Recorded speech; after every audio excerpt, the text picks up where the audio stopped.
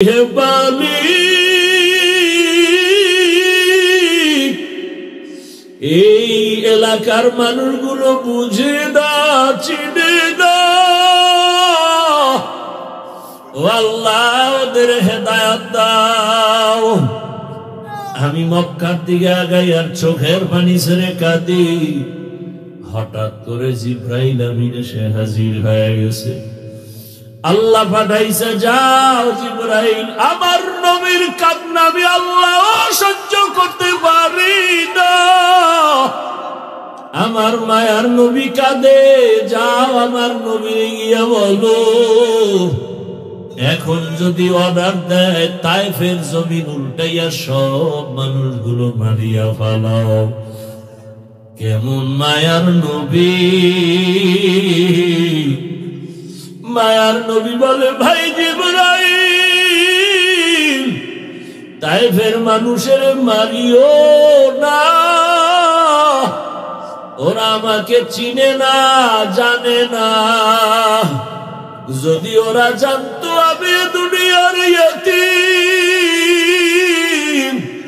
দুনিয়াতে আসিয়া বাবা বলে ডাক দিতে পারি নাই, বাবার চেহারাটাও দেখতে পারি নাই। ও আমার যুবক বাবারা, অনেকে গ্রামের বাড়ি সারিয়া ঢাকাতে কাজ করো, ওই গ্রামের মা ঘুমায় না তোমার অপেক্ষায়, তোমার বাবাও ঘুমায় না। অনেকের বাবা মরিয়া গেছে, কবর থেকে দোয়া চায়। অনেকের মা মরিয়া গেছে, দোয়া চায়। আজকে যারা মা বাবার বাড়িতে রাইখা শহরে এসে বন্ধু নিয়ে আনন্দ করো আর ঘুমাও, ওই মা বাবা তোমারে আমারে বিছানায় রাইখা কখনো ঘুমান নাই। মায়ার নবী কাঁদে, ভাই জিবরাইল, আমি বড় ইয়তীম, 6 বছরে আমি মা হারাইয়া বড় অসহায়, আমার ডানে কেউ নাই, বামে কেউ নাই। ও জিবরাইল, এদের মারিও না, একদিন যদি এরা চিনে কালেমার পতাকায় চলে আসবে। ও আয়েশা, আমি এত কষ্ট করিয়া দিনের দাওয়াত দিয়ে যখন রাতের বেলা ঘরে আসতাম, যত রাত্রই হতো আমি ঘরের সামনে আসিয়া আসসালামু আলাইকুম ইয়া আহলাল বাইত কথাটা বলা মাত্র ঘর থেকে আওয়াজ আসতো, লাব্বাইক ওয়া সা'দাইকা ইয়া রাসূলুল্লাহ, খাদিজার কণ্ঠে আওয়াজ।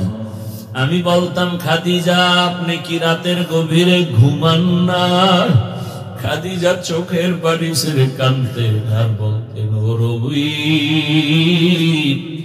আমি জানি আপনার মা নাই, আপনার বাবা নাই।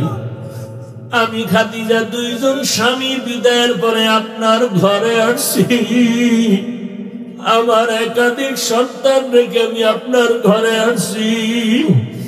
আমি সন্তানের মায়া বুঝি, আপনার চারদিকে দুশ্মন। আপনার মা যদি থাকতেন, আপনাকে বাহিরে রেখে মা ঘুমাইতেন না। ওরে সন্তানেরা জানো না যে মা কেমন মায়া করে। ওরে তুমি মাকে বাড়িতে রেখে আনন্দ করো, খবর নাও মায়ের চোখে ঘুম নাই। ওরে বাবারে কবরে রেখে যারা আরামে ঘুমাও, ওই বাবার কবরে কি হালাত। ও সন্তানেরা, বাবা যারা হারাইছো, 2 মোটা চোখের পানি ছেড়ে কাঁদো আর আমার মালিকের দরবারে দোয়া করো। আল্লাহর কাছে চোখের পানি ছেড়ে বাবার জন্য দোয়া করো। ওই মায়ের ঋণ আদায় করা কোনোদিন সম্ভব হবে না। ওই মা তোমার আমার জন্য কত কাঁদলেন, চোখের পানি ছাড়লেন আর কষ্ট করলেন। ওই মা বাবা চোখের পানি আর দোয়া ছাড়াই চেয়ারে বসতে পারি নাই। ওই মা বাবার চোখের পানি আর দোয়া ছাড়া তুমি টাকা পয়সা বাড়ি গাড়ির মালিক হতে পারো নাই। ওই মা বাবারে কবরে রাখিয়া নিষ্ঠুরের মতো কেমনে ঘুমাও? ওই মা বাবার জন্য কি মায়া হবে না রে নিষ্ঠুর? ওই মা বাবার চেহারাটাও কি মনে পড়ে না? ওই মা বাবার কথা মনে পড়লে চোখের পানি ধরে রাখা যায় না। রহমতের নবী কান্না করে ও আয়েশা, আম্মা জান চোখের পানি ছেড়ে কান্না করেন। নবী বলেন, খাদিজা আমাকে সান্ত্বনা দেয়, ইয়া রাসূলুল্লাহ আপনি যতক্ষণ বাহিরে থাকেন আমি অপেক্ষায় থাকি কখন আসিয়া ডাক দিবেন। আমি যদি ঘুমায় যাই আপনি বাহিরে কষ্ট পাবেন, আল্লাহ বেজার হয়ে যাবে।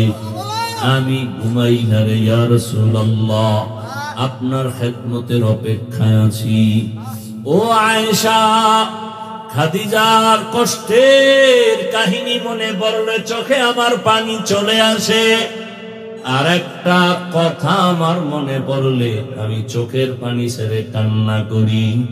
হাসরের ময়দানের কথা যখন মনে পড়ে, ও আয়েশা হাসরের মাঠের অবস্থা কতটা ভয়ঙ্কর হবে জানো না? নারী আর পুরুষরা সব হাসরের মাঠে উলঙ্গ দাঁড়াবে। সূর্যটা মাথার উপরে নেমে আসবে। সূর্যের গরম তাপে মাটির জমিনটা তামা হয়ে যাবে। গুনাহগার নাফরমানের মাথার মগজগুলো ভাতের মারের মতো ফুটতে থাকবে। আরে জাহান্নামেরও আওয়াজ, হাসরের ময়দানে জাহান্নাম চিল্লাইবে আর বলবে, ও আল্লাহ বেনামাজি গুলো কই? বেনামাজি নাফরমান গুলো আমাকে দাও, আমার পেটে ক্ষুধা। আরে আয়েশা সেদিন কি উপায় হবে? জাহান্নামের আওয়াজে হাসরের ময়দানটা থরথর করে কেঁপে উঠবে। ওদিকে আমার আল্লাহ রাগান্বিত হয়ে যাবেন। আল্লাহ রাগ হইয়া আওয়াজ দিবেন, লিমানিল মুলকুল ইয়াউম লিল্লাহিল ওয়াহিদিল কাহ্হার। হাসরের ময়দানটা থরথর করে কেঁপে উঠবে। এই অবস্থা দেখিয়া নবীরা পর্যন্ত কান্না শুরু করবেন। এত কান্নার আওয়াজ। নবীরা কাঁদবেন, আদম নবী কাঁদবেন, মুসা নবী কাঁদবেন, ইব্রাহিম নবী কান্না করবেন। নিজের চিন্তা উম্মতের চিন্তা থাকবে না। এমন অবস্থা হবে, কঠিন হালাত। আমি রাসূল তখন সহ্য করতে না পারিয়া আমি আমার রবের সামনে সিজদায় পড়ে কান্না শুরু করব। ঈসা নবী কাঁদবেন নিজের চিন্তা, মুসা নবী কাঁদবেন নিজের চিন্তা, ইব্রাহিম নবী কাঁদবেন নিজের চিন্তা, দাউদ নবী কাঁদবেন নিজের চিন্তা, আদম নবী কান্না করবেন নিজের চিন্তা। আর আমি যখন কান্না শুরু করব, মাকামে মাহমুদের ভেতরে আমি একটাই আওয়াজ দিব, আল্লাহ আমার উম্মত, আমার উম্মত, আমার উম্মত। আমার একটা উম্মত জাহান্নামে গেলে আমি জান্নাতে যাব না। ও আয়েশা, আমি তখন আমার উম্মতের চিন্তায় কান্না করব। এখন আমি উম্মতের চিন্তায় কান্না করি। ও নবীর আশেক বাবারা, ও যুবকেরা, তোমার মতো কত যুবক চাকরি করে, ব্যবসা করে, নামাজ ছাড়ে না, লেখাপড়া করে, নামাজ ছাড়ে না। জেনারেল লাইনে তুমি কেন পারবা না? এখনো সময় আছে, তওবা করে নেও। মরিয়া গেল আর নামাজ ছাড়বা না, দাড়ি কাটবা না, বেপরদায় চলবা না, মা বাবার সাথে বেয়াদবি করবা না, শিক্ষকের সাথে বেয়াদবি করবা না, উলামায়ে কেরামের দোয়া পরামর্শ নিয়া নবীর আদর্শ মেনে চলবা। আল্লাহর কাছে তওবা করো, জীবনে তো গুনাহ কম করো নাই। মা বোনেরাও আল্লাহর কাছে তওবা করেন, জীবনে আর বেপরদায় চলবেন না, নামাজ ছাড়বেন না। আর কোনদিন স্বামীর মাল নষ্ট করবেন না, আল্লাহর হুকুম নবীর আদর্শ মেনে জীবন চালাবেন, একটা আদর্শ সন্তানের মা হইয়া কবরে যাবেন। আল্লাহ আমাদের সবাইকে তওবাওয়ালা জীবন দান করেন। রোহিঙ্গা ক্যাম্পের খবর নাও। দুনিয়ার অনেকে টাকা পয়সা অনেক কিছু দিছে, কিন্তু বেশিরভাগ ওলামায়ে কেরাম দিছে নিঃস্বার্থ, বাকিরা দিছে স্বার্থের জন্য। কি স্বার্থ? এখন কি আমগো ফর্ম পূরণ করে এত টাকা দিছে, আমরা এনজিওর লোক, এনজিওর ফর্ম পূরণ করো। শেষ পর্যন্ত কিস্তিতে টাকা দিতে দিতে মানুষের লোক দেখে কেমন বসি লাগায়। মরার আগে কিস্তি আদায় করতে পারে নাই, লাশের সামনে গিয়া এনজিওর লোকগুলো দাঁড়ায় বলে 13টা কিস্তি বাকি, দিয়া কবরে লাশ নামা। হারামে আরাম নাই। কই আমরা এত কষ্ট করে জীবন কাটাই, 5 জন সন্তানের খানা রেডি করতে খবর হয়ে যায়, অথচ মাদ্রাসায় শত শত ছাত্র, শত শত ছাত্রের মধ্যে অর্ধেক ফ্রি, গরিব, এতিম, অসহায়, অথচ 3 বেলা খানা চলে, রুটিন করা খানা চলে। মানুষের কাছে ভিক্ষাও করি না, আপনাদের কাছেও ছোট হই না, বিরক্ত করি না। আল্লাহ হেফাজতের জিম্মাদারি নিছেন। দয়াময় আল্লাহ তার বান্দাদের অন্তরে মোহাব্বত বাড়াইয়া তাদের রিজিকের ব্যবস্থা করতেছেন। ছাত্রদের আগামীকাল দুপুরের খানা নাই, রাত হয়ে গেছে। হুজুরেরা পরামর্শ করলো কি করা যায়, তাই আল্লাহর কাছে সেজদা দিয়া কান্না শুরু করো, মোনাজাত দাও। ভোর রাতে কান্না, হে মালিক, নিজের বাড়ি ঘর পরিবার ছাড়িয়া তোমার বান্দাদের সন্তানদের মানুষ বানাবার জন্য মেহনত করি, বেতন মাত্র 5-6 হাজার টাকা, তাও মাসে মাসে পাই না। আগামীকাল খানার কিছু নাই, বোর্ডিং খালি। ও আল্লাহ, আমি শিক্ষক না খাইয়া কাটাইতে পারি, কিন্তু এই ছোট বাচ্চাগুলো যারা ভোর রাত্রে উঠে কোরআন তেলাওয়াত করবে, ওদের যদি খানা দিতে না পারি, কলিজায় মানাইতে পারবো না।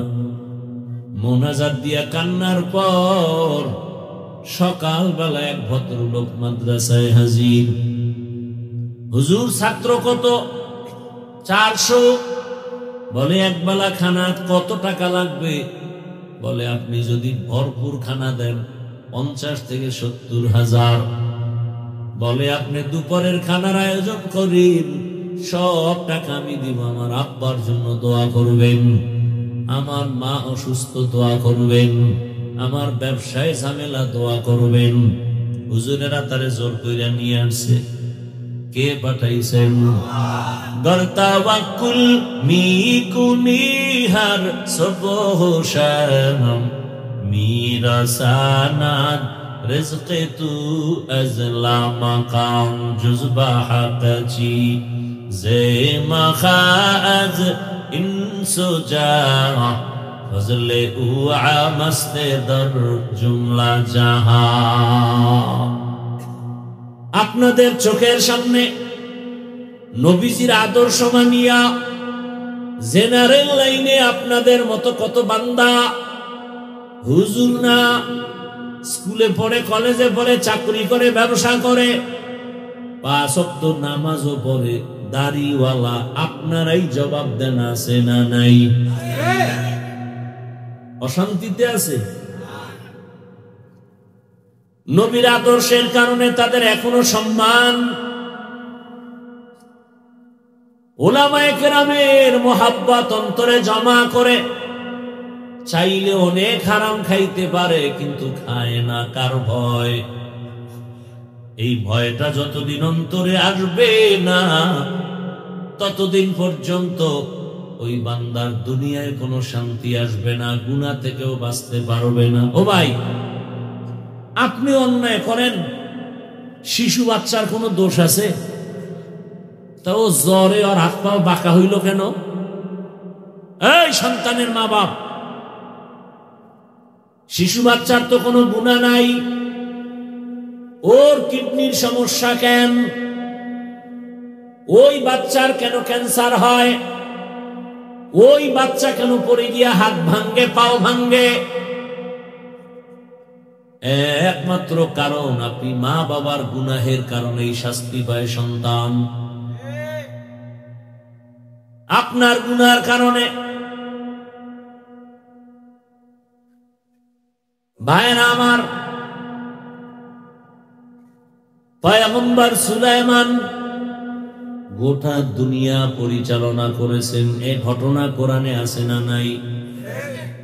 আমি কিন্তু আগেই বলছিলাম, আপনি মানেন বা না মানেন, সত্য কথাটার সাপোর্ট দিয়ে পারবেন না? পারবেন? পয়গম্বর সুলাইমান গোটা দুনিয়া পরিচালনা করেছেন, কথাটা কোরআনে আছে না নাই? বাসুলাইমা দাতে মুলক সরওয়ারি,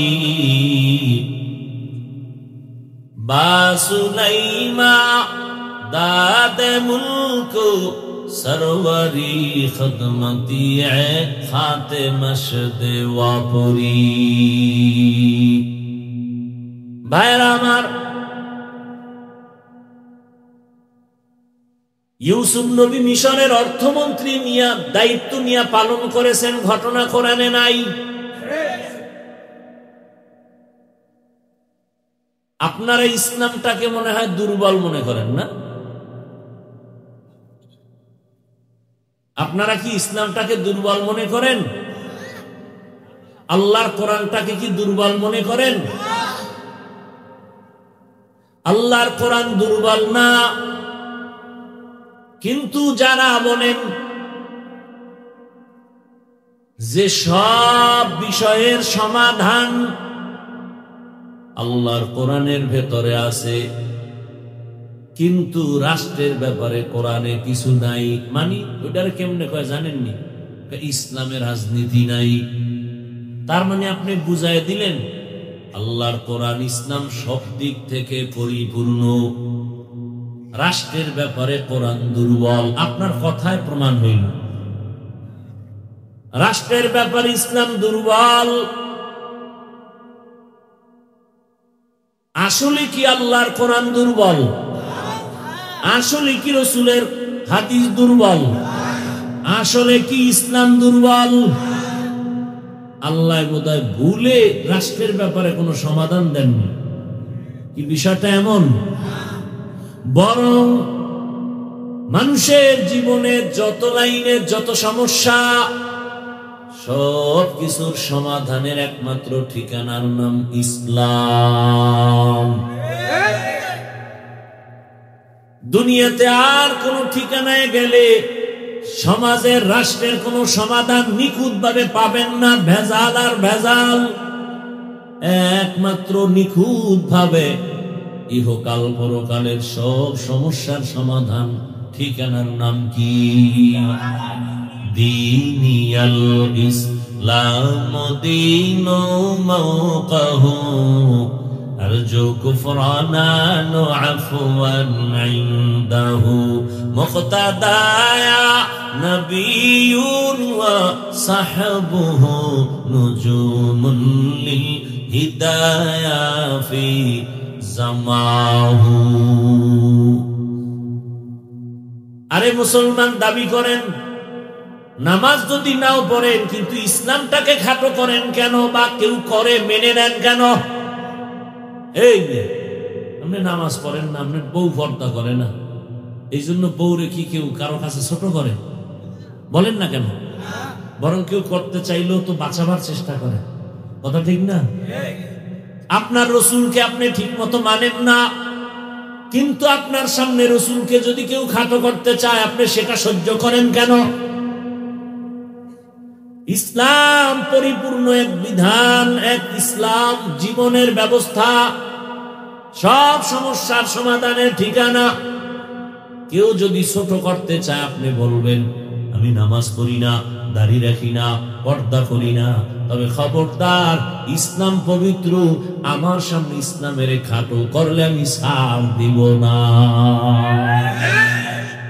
এতটুকু ঈমান আপনাদের নাই? আমার কথাটা বুঝেন নাই মনে হয়। আপনি নামাজ পড়েন না, দাড়ি রাখেন না, পর্দা করেন না, সেটা ভিন্ন। আপনার সামনে আপনি তো মুসলমান, আপনি তো ইসলামের মানুষ, আপনি মানেন না ঠিক আছে, কিন্তু আপনার সামনে ইসলামকে কেউ খাটো করবে, উল্টা পাল্টা কথা বলবে, আল্লাহর উপরে তোহমাত চলে যাবে, রসুলের উপরে ট্যাগ লাগাবে, আপনার তো সাথে সাথে বলা উচিত ফাঁকদার আর একটা বার আমার ইসলাম নিয়ে কথা বলবেন না। আমার ইসলাম আমার আল্লাহর দেয়া, কোনো ভেজাল নাই। আমি মানি না ঠিক, ইসলাম সঠিক, ইসলাম শান্তি, ইসলাম মানবতার ধর্ম, ইসলাম বৈষম্য দূর করার ধর্ম। উল্টা পাল্টা কথা বলবেন না। আমার রক্তবিন্দু দিয়ে হলেও ইসলামের ইজ্জত আমি রক্ষা করব। এর সামনে যে বাধা হবে সেই বাধার প্রাচীর ভেঙে ফেলবো। কথাটা বুঝাইতে পারছি? এই নিয়তটা বা এই ঈমানটুকু যদি থাকতো, তাহলে আপনার সামনে এই কথা জীবনে কেউ বলার দুঃসাহস পাইতো না যে ইসলামে রাজনীতি নেই। আমার রসুল মদিনা রাষ্ট্র চালান নাই, তো কেন বলেন ইসলামে নাই? আপনি মানেন না, সেজন্য আপনার সাথে ঝগড়া নাই। বিরোধিতা করবেন কেন? আপনি নামাজ পড়েন না, এজন্য তো আমরা বুঝাইতেছি আদরের ভাষা দিয়া, নরম হইয়া আপনার কাছে আমি মাথা নত করে বুঝাই। কত নরম ভাষায় জানো আপনি ইচ্ছা করে নামাজের দিকে আসেন, আপনার একটা গালি দেই না, কিন্তু বিরোধিতা করবেন না, তো এটা ছাড় দেওয়ার কোন রাস্তা নাই। আপনি নামাজ পড়েন না, বুঝাইতেছি, আপনার সাথে কোনো ঝগড়া নাই, দেখা হলে আগে সালাম দিন, কিন্তু বিরোধিতা কেন করবেন? এটা সহ্য করা যাবে, বিরোধিতাটা সহ্য করা। আপনি পর্দা করেন না, কোনো ঝগড়া নাই, বিরোধিতা করলে আপনার সাথে আর কোনো আপোষ নেই, এখানে আর আপোষ করা যাবে। আপনি দাড়ি রাখেন না, কোনো ঝগড়া নাই, আমি আপনাকে বুকে লাগাবো, সালাম দিব, মেহমানদারি করাবো, কোনো আফসোস নেই। কিন্তু বিরোধিতা করলে আপনার সাথে আপোষ করার কোনো আইন নেই ইসলাম। খুব কঠিন কথা, কিন্তু আপনি বিরোধিতা করেন কেন? আপনি ইসলামের রাজনীতি করেন না, হাজার বার আপনাকে ধন্যবাদ, আপনার সাথে আমার উঠা বসা হবে, কথা হবে, খানা হবে, সব বিরোধিতা করা যাবে যে আমি দুনিয়ার কিছু ধান্দায় ঘুরে গেছি, তো বাকি ইসলাম ঠিক, ইসলাম ঠিক, কোরআন ঠিক, আমি মানি না, সেটা ভিন্ন। আমার শয়তানের বন্ধু বানায় গেছে, আমি দুনিয়াদার হয়ে গেছি। ইসলামের বদনাম যেন আপনি না করেন, আপনার সামনেও যেন ইসলামকে কেউ খাটো করার সুযোগ না পায়। ইসলামকে ইসলামের মর্যাদায় রাখেন, দেখবেন একদিন আপনারও মর্যাদার রাস্তা খুলে যাবে। সহজভাবে বুঝেন কথাগুলো। ওয়া আম্মা মান খাফা মাকাম রাব্বিহি ওয়া নাহা আন-নাফসা আনিল হাওয়া। এত বয়ান, এত বয়ান, কথা বলতে কি কষ্ট। 5 মিনিট কথা বলে দেখেন তো কি কষ্ট লাগে কথা বলতে। পৃথিবীতে এর থেকে কষ্টের কোনো কাজ নাই। এত কষ্ট, আবার এর মধ্যে যদি প্রতিদিন, আবার যদি হয় 2-3টা, আবার যদি হয় আনলিমিটেড, আবার যদি হয় খাই না খাইয়ার ঘুম না মাইরা। এই যে হজর ঢাকা সেই কুড়িগ্রাম থেকে 3টা বয়ান শেষ করে আসছি, কারণ ওদিকে যাইতে পারি না, বছরে 2-4-5-6 দিন যাই। 12 মাস যদি উত্তরবঙ্গে বয়ান করি শেষ করা যাবে না, চট্টগ্রাম সাইডে গেলে শেষ করা যাবে না, যেহেতু সারা দেশে দৌড়াই। কি করব, মানুষের আবদার রক্ষা, লজ্জায় পইরাও দেওয়া লাগে। কতটুকু বাধ্য হয়েছে হেলিকপ্টারে নিবে। আমি বললাম ভাইজান আগের থেকে ভাড়া কিন্তু 3 গুণ বাইরে গেছে। হবে, তারপরও নিব। দুপুরে কি আপনি আধা ঘন্টা বয়ান করে আসবেন? দুপুরে, রাত্রে বয়ান আমার ঢাকা, কিন্তু তার ওখানে দুপুরে যেতে হবে জামালপুর, ভাড়া নিবে 2.5 লাখ, এটা কপ্টারওয়ালারা নিয়ে যাবে। আর কপ্টারের সাথে আমরা কোনো যোগাযোগ করি না। কমিটিরে বলি ওকে নাম্বার নেন, নিয়ে অফিসে যান, এয়ারপোর্টে ওদের অফিস, ওখানে গিয়ে ওদের সাথে ডিসকাস করেন সব। আমাদের সাথে এ বিষয়ে কোনো কথা নেই। কিন্তু বদনামগুলো আমাদের উপরে চলে আসে, নিতে চাইনি। সব ঠিক, আমিও ঠিক, হেলিকপ্টার কি বলে কমিটি ঠিক, মাহফিল ঠিক, বয়ান চলতেছে, হাফিজুর রহমান নাই, কি ও হেলিকপ্টার যাবে না, গজব কি, কুয়াশা। কেন নিচে দি সব রৌদ্র, কয় না উপরে গেলে সব অন্ধকার। হ্যাঁ নে কি বলে দাঁত চালায় বলছে ওরা যাবে। এখন আমগত মাথা গরম, ইজ্জত শেষ, আর অগত টেনশন নাই। তোমার 2-2.5 লাখ টাকার জন্য আমার কোটি কোটি কোটি টাকার যন্ত্র নষ্ট করবো কেন? আর কেউ ধরে বিচার দিবেন? এ দেশে বিচার আছে। 15 বছর জেল খাটছে, আদালত থেকে এখন বাইরে হয়েছে, তোমার কোনো দোষই নেই। এই 15 বছর এই শাস্তি দিলি কেন? এটা বোনাস। যাদের কাছে বিচার দিবেন এদেরকে টাকা খাওয়াই ওরা কনভিন্স করে রাখে, বিচার নেই। বরং দেখেন না কি পরিমাণ চেতা চেতে, হুজুরেরা কেন আবার আসমানের উপরে উঠে? আমগো নবী উঠলে আমরা উঠবো না? আমগো নবী উঠে নাই কই? মেরাজ के हमारा नबी सबअ समावात, मेराज के हमारा नबी सबअ समावात, नहीं भुलावा नबी हम गुनहगार उम्मत, नहीं भुलावा नबी हम गुनहगार उम्मत। রহমতের নবীকে আমার আল্লাহ বাহনের মধ্যে চোখের পলকে নিয়ে গেলেন। 7 আসমান, আরশ, কুরসি, লৌহ কলম সব কিছু ভেদ করাইয়া আমার নবীরে আল্লাহ তার বাড়িতে নিয়ে আল্লাহর সামনে বসাইয়া মজার মজার কথা বলেছেন। সুবহানাল্লাহ না? মজার মজার কথা বলেছেন। নবীকে আবার হাদিয়াও দিয়েছেন। এই যে 5 বেলার নামাজ আমরা আদায় করি, এটা মেরাজের হাদিয়া। 50 ওয়াক্ত নামাজ আমার মায়ার নবীর উম্মতের হাদিয়া দিছেন আমার আল্লাহ। নবী ভয় পাইছেন আমার দুর্বল উম্মতরা এগুলো আদায় করতে পারবে না। 50 ওয়াক্ত নামাজ থাকলে কি করতেন? বহু আমি মরে যেতে। 5 ওয়াক্ত লয়ে টানাটানি। ভাই আজান হয়েছে, কি নামাজ পড়ুন, আমার পেরেশানি বাইরে গেছে। কিও আমি একা ওই অন্ধকার কবরে কিভাবে থাকি? নামাজ পড়ে আগে টেনশন দূর করি।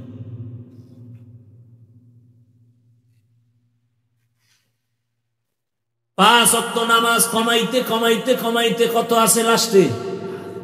নবীর মনটা গেছে বেজার। আহা, আমার উম্মত সব বেশি পাইব, কমতে কমতে গেল সব। রহমতের নবী বলেন, আমার অন্তরে দুঃখ, আমার উম্মতের সওয়াব কমে গেল। আল্লাহ বলেন, ও পয়গম্বর, আপনি উম্মতের জানায় দেন 5 বেলার নামাজ যদি আদায় করে আমি পুরা 50-এরই সওয়াব দিয়ে দিব। মাকুম সুসুতি নামাজে পাঞ্জগানা ফাওয়াইলুল লিল মুসাল্লিনা আল্লাযিনা মুমিনারা ইনামাজে ইমদাদ দা ইস্তাইনু আয়াতে কুরআন। এই ভলিউম বাড়া, কষ্ট হয় আপনাদের? আচ্ছা কি কষ্ট বলেন তো? বইয়ে রয়েছেন এই তো, মানে কষ্ট এতটুকু যাবে। এতক্ষণ বাইরে থাকলে মোবাইলে কত দুনিয়া ঘুরে লাগবে, এইটা ভাবলাম না। এই তো ভাইরা আমার, তো 12 মাস মোবাইল দেখছেন, একটা দিন আল্লাহর জন্য দেন না। আল্লাহর কাছে দোয়া করেন, এই বসাটাও যদি আপনার ইখলাসের সাথে হয়, আল্লাহ বলবেন যাও আমার আলেম রে তুই ভালোবাসা কোরআনের মহব্বতে বয়ান শুনছো, আমি আল্লাহর স্পেশাল পাওয়ারে তোকে বিনা হিসাবে জান্নাত দিয়ে দিলাম। আতিনা ফি দারে দুনিয়া না হাসান, আতিনা ফি দারে উকবা না হাসান, ইয়া গিয়াসাল মুস্তাগীসি নাহদিনা লিফতিখারা বিল উলুমি वल गिना। हर गोरी दे नेको तू तैयार है, जो न मांगे उससे तू बेजार है। ও আমার কলিজার যুবক বাবারা, বৃদ্ধ বাবাজিরা, পর্দার আড়ালের মা বোনেরা,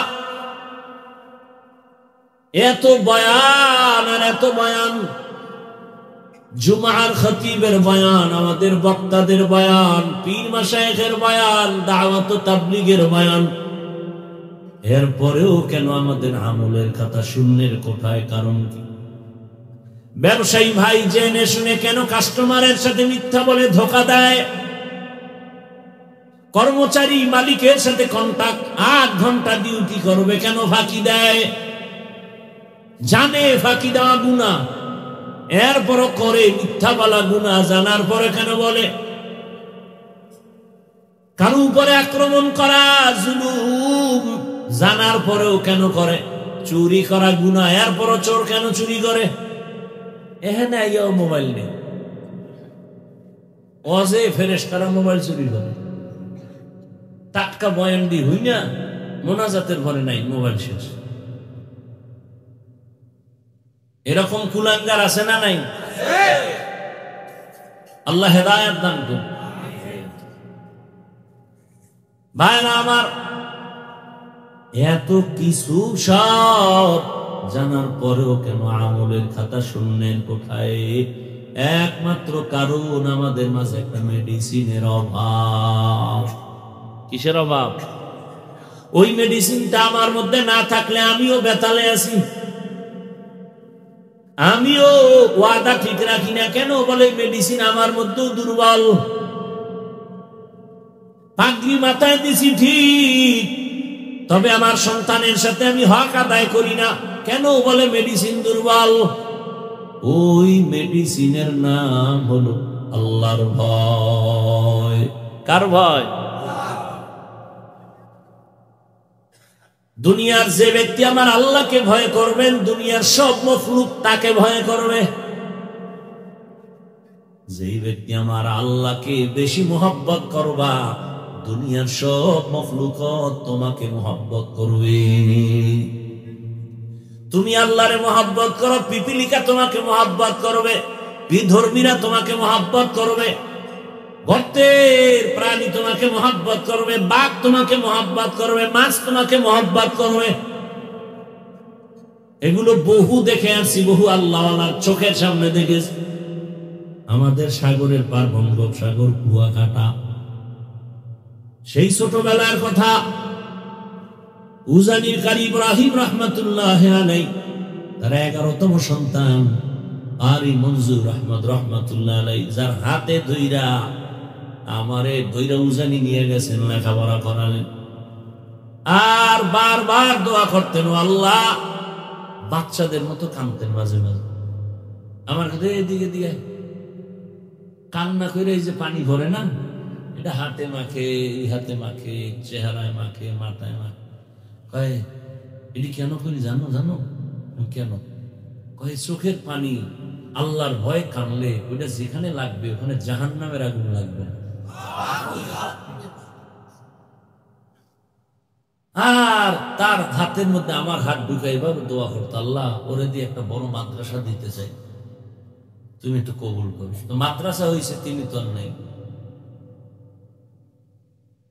আউলিয়ারা কারে উকবা ইখতিয়ার জাহেলারা कार दुनिया इख्तियार। মেডিসিনটার নাম কি বলেন? হে খোদা দয়াময় রব্বুল আলামিন।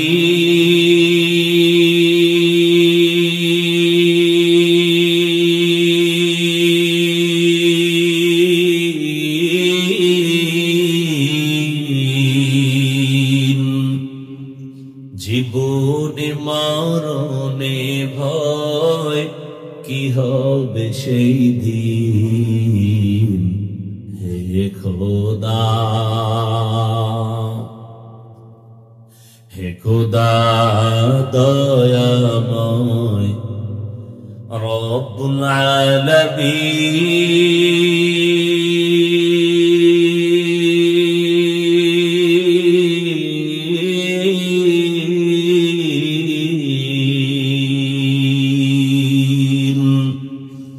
জীবনে মরণে ভয় কি হবে সেই দিন, হে খোদা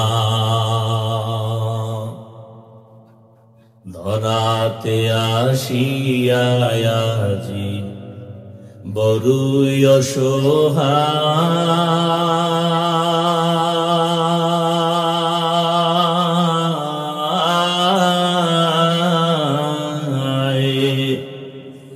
ইহকালের মায়া জালে অন্ধ যে সবাই,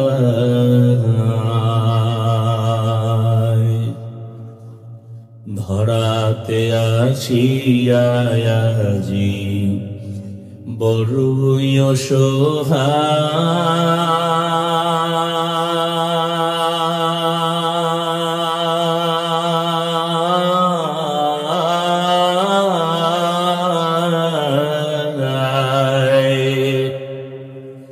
ইহকালের মায়া জালে অন্ধ যে সবাই।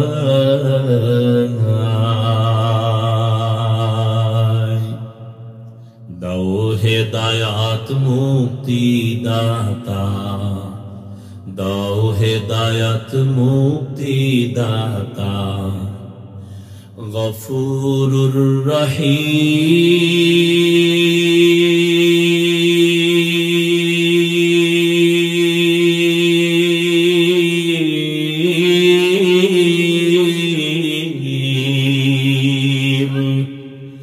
জীবনে মরণে ভয় কি হবে সেই দিন, হে খোদা হে খোদা দয়াময়। এরে আল্লাহর বান্দারা, আমরা আপনাদের পাও ধরে ধরে ধরে ধরে বুঝাই, তাবলীগ ওয়ালারা বুঝায়, পীর মাশায়েখরা আপনাদের পেছনে দৌড়ায়, নামাজ পড়ে, কান্না করে, টুপি পরি, দাড়ি রাখি, পর্দা করি, হালাল খাই, এরপরও সকলের চোখে পানি আর কান্নার আওয়াজ। এমন একজন আলেম নাই যে কাঁদে না। আল্লাহর কাছে কেমনে দাঁড়াবো? নামাজ রোজা তেলাওয়াত টুপি দাড়ি ঠিক রেখে যদি আমরা কান্না করি আর আপনাদের কাছে দোয়া চাই আর ক্ষমা চাই, আপনারা যারা নামাজ পড়েন না আপনাদের উপায় কি? আপনারা যারা পর্দা করেন না বলেন আপনাদের কি হালাত হবে একটু চিন্তা করছেন নি? আরে জান্নাতের টিকিট হাতে পাইছেন 10 জন সাহাবা। প্রথম হযরত আবু বকর, দ্বিতীয় হযরত ওমর, তৃতীয় হযরতে উসমান, চতুর্থ হযরতে আলী রাদিয়াল্লাহু আনহুম আজমাইন। জান্নাতের টিকিট তাদের হাতে জমা। তাদের আমল কত সুন্দর, নামাজ কত সুন্দর, তেলাওয়াত কত সুন্দর, তাদের ইখলাস আর তাকওয়া কত সুন্দর। এরপরও সারাটা জীবন কান্না করে কাটাইছেন। আল্লাহর দরবারে কেমনে দাঁড়াইয়া হিসাব দিব? আল্লাহ তো এই কথাই বলছেন, ওয়া আম্মা মান খাফা মাকাম রাব্বিহি ওয়া নাহান নাফসা আনিল হাওয়া ফাইন্নাল জান্নাতা হিয়াল মাওয়া। আমার আদালতে দাঁড়াইয়া হিসাব দেওয়ার ভয়, যে দুনিয়াতে গুনাহ ছাড়বি তোকে বিনা হিসাবে জান্নাত দিব। আরে দুনিয়ার মামলা খাইয়া যদি শুনে আগামী 20 দিন পরে আমার আদালতে হাজিরা, উকিল কয় সাবধান, জানি না রায়টা কোন দিকে হয়। 20 দিন আগের থেকে আপনার আমার ঘুম বন্ধ, টেনশন। মামলায় যদি বিচারক আমার রায়টা উল্টা দেয়, উভয় কি? খানাও না, স্ত্রী কয় এমন কেন করো, কয় ভালো লাগে না। আদালতে 20 দিন পরে আমার হাজিরা, ওই চিন্তায় ঘুম নাই, খানা নাই। কিন্তু সকল আদালতের বড় আদালত কিয়ামতের আদালত। কেমন আদালত? আম্মা জান আয়েশা বলতেছে, বলবো? আম্মা জান আয়েশা বলেন, আমি 6 বছর বয়সে আমার সাথে রাসূলের বিবাহ। খেয়াল করিয়েন ও পর্দার আড়ালের আম্মা জানেরা, বোনেরা, কয়দিন আর দুনিয়ায় থাকবেন আর বাহাদুরি করবেন? চোখের সামনে আপনার কত আপনজন চলে গেল। আপনার মতো কত মা এই অত্র এলাকায় আছে, 5 ওয়াক্ত নামাজ পড়ে, পর্দা করে, স্বামীর মাল হেফাজত করে, মোবাইলে সময় নষ্ট করে না, এমন মা নাই? ও আম্মা জান বলেন, আপনি কেন পারবেন না? আল্লাহর আযাবের কি ভয় নাই? সময় থাকলে একটা ঘটনার ইঙ্গিত দিয়া যাব রে মা। আম্মা জান আয়েশা বলেন, রহমতের নবীর সাথে আমার কয় বছরে বিয়া?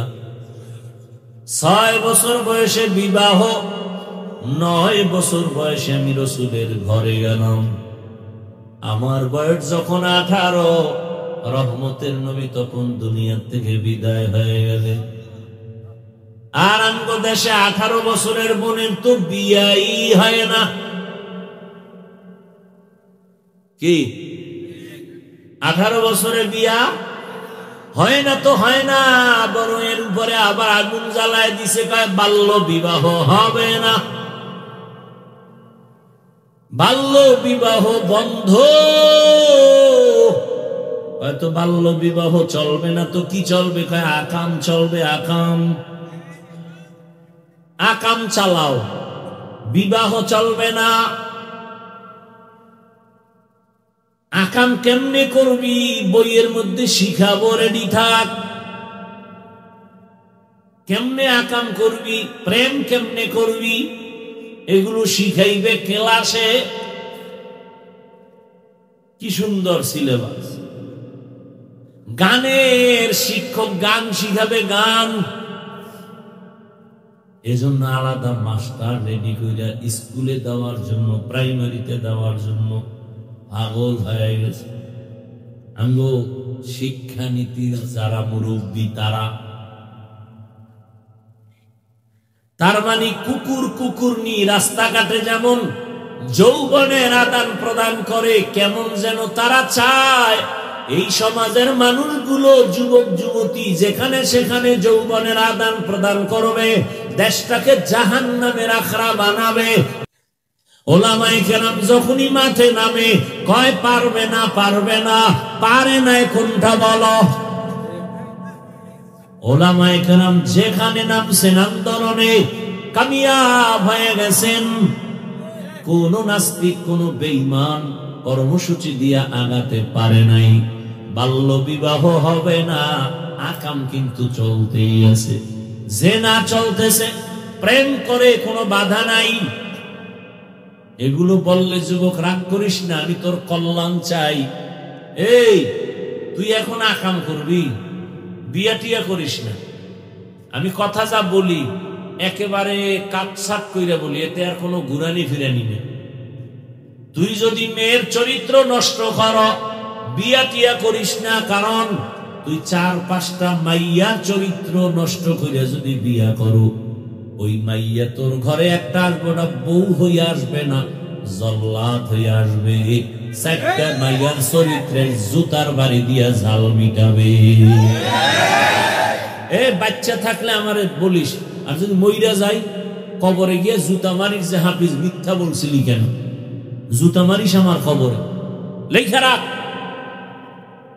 তোর চরিত্র যেমন তোর বউ যেটা হবে তার চরিত্র তেমন। কোরআনের আয়াত, আল খবিসাতু লিল খবিসিন, খবিসের সাথে খবিসা। না হুজুর আমার ডানা কাটা ভরি, কোরআনের কসম খাইছে। কোরআন শপথ করছে কোরআন মাথায় নিয়ে মাইয়ায়। আমি বললাম বল ওই মাইয়ার সিরিয়াল কত? কোরআন নিয়ে মাথায় শপথ খাইছে, আবার সিরিয়াল কি? আমি বললাম তোর সিরিয়াল যত, মাইয়ার সিরিয়ালও তত। তুই যদি 3 মাইয়ার পরে এই মাইয়ার সিরিয়াল হয় 4, ভালো করে লেখা রাখ, ওই মাইয়ারও 3 ছেলের পরে তুই সিরিয়াল 4। তোরে ফকির বানায়া ভিক্ষুক বানায়া তারপরে হিজরতে যাবে তোর ওই বউ।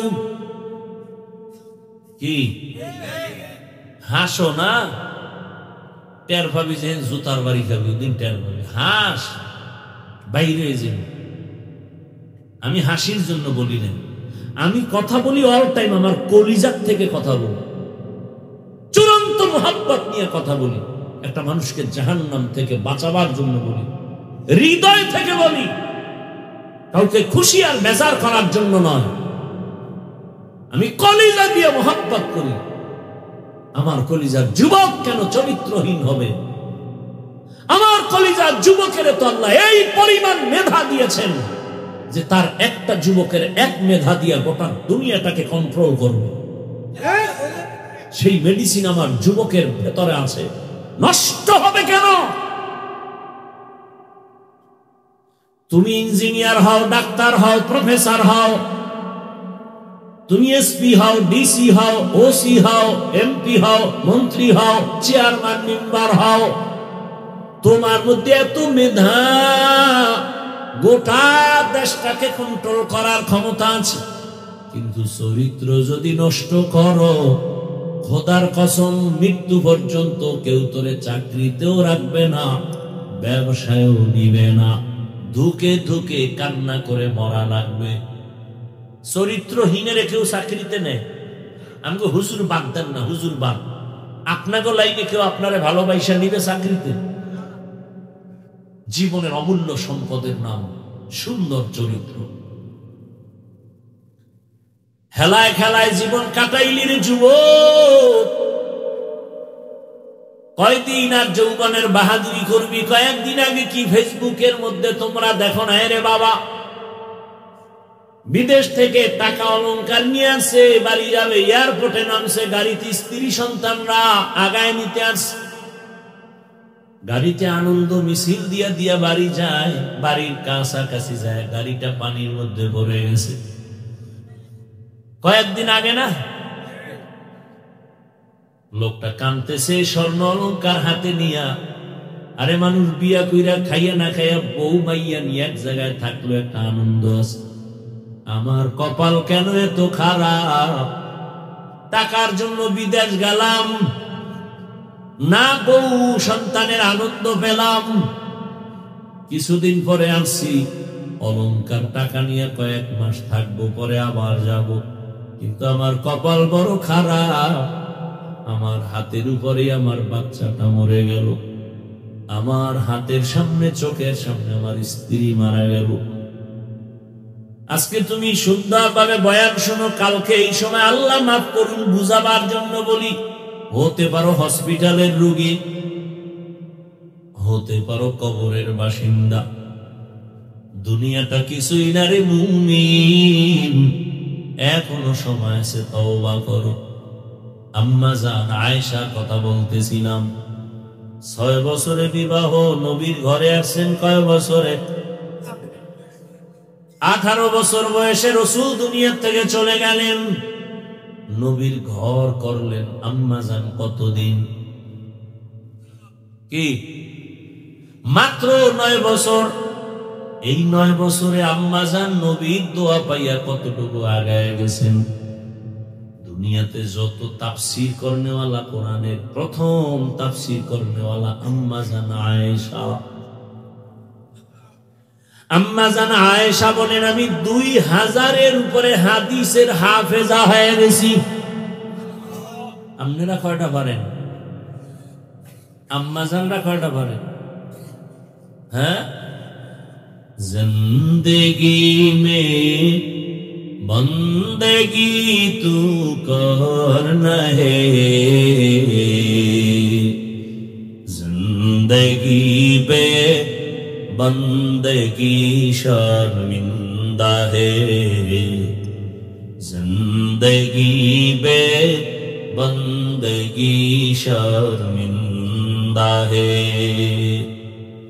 दुनिया में हो दुनिया का तलबगार ना हो, बाजार से गुजार हो खरीदार ना हो। ये दुनिया एक मिसले कागज फूल है, ये दुनिया एक मिसले कागज फूल है। जिंदगी में बंदगी तू करना है, जिंदगी बे बंदगी शर्मिंदा है, जिंदगी बे बंदगी शर्मिंदा है। এরে আমার যুবক বাবারা, বৃদ্ধ বাবাজিরা, পর্দা নারায়ণের মা বোনেরা, আম্মাজান বলে, আমি মাঝে মাঝে তাকায় দেখি আমার হুজরায় বসে রহমতের নবী গুন গুন করে কান্না করেন। আমি ভয় পাইতাম, রহমতের নবী কেন আমার রুমে কান্না করেন, না জানি আমার থেকে কোনো বেয়াদবি হয়ে গেল। একদিন আম্মাজান গিয়া নবীর পার্শ্বে গিয়া আস্তে করে বললেন, ইয়া রাসূলুল্লাহ, আপনি আমার রুমে কাঁদেন কেন? প্রায় সময় দেখি কাঁদেন। বলবো গুলো ছোট ছোট পাথর গুলো বৃষ্টির মতো মারা শুরু করলো। ও আয়েশা, জানো না আমার শরীরের মধ্যে মশা মাছি পড়া আল্লাহ হারাম বানাইছে। সূর্যের গরম আমার শরীরে লাগে না, আমি সইতে পারবো না, মেঘের খণ্ড ছায়া দেয়। আমার শরীরের ঘাম থেকে মিষ্কের ঘ্রাণ ওই কাফেরের ছোট ছোট বাচ্চাগুলো আমার পিছনে এমন ভাবে শুরু করলো, ছোট ছোট পাথরগুলো যখন মারতেছে আমার নরম শরীর থেকে রক্ত বের হওয়া শুরু হলো। রক্ত পড়িয়ে আমার জুতা পর্যন্ত আটকায় গেছে। আমি চোখের পানি সারি আর কান্না করি, আর আবার দিল থেকে দোয়া করি, তওবার উপরে মজবুত হইয়া চলার মতো তৌফিক আমাদের দান করেন, আমিন। আলহামদুলিল্লাহি রাব্বিল আলামিন, والصلاة والسلام على سيد الأنبياء والمرسلين وعلى آله وأصحابه أجمعين يا أرحم الراحمين يا أرحم الراحمين يا أرحم الراحمين رب ارحمهما كما ربياني صغيرا اللهم إنك عفو كريم تحب العفو فاعف عنا اللهم إنا نسألك رضاك والجنة ونعوذ بك من سخطك والنار اللهم إنا نعوذ بك من البرص والجنون والجذام وسيء الأسقام ইয়া আল্লাহ আমরা গুনার বোঝা নিয়ে আপনার দরওয়াজায় হাজির।